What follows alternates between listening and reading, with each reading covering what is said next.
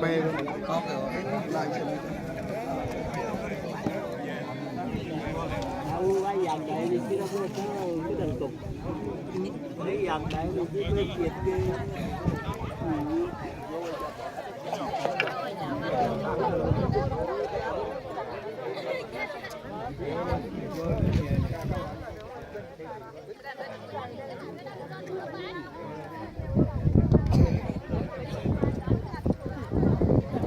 Ra đến lúc mình gọn là vô gọn mình là ngon ya.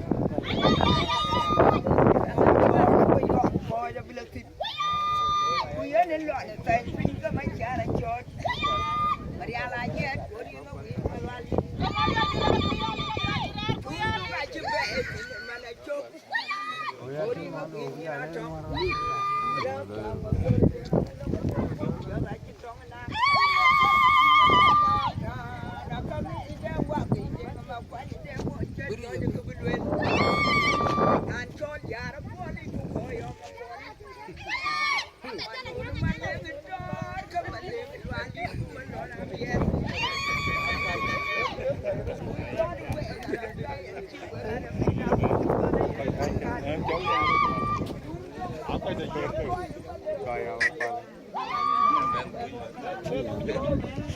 Để tiền để tiền, aja tiền của chị cầm rập ấy,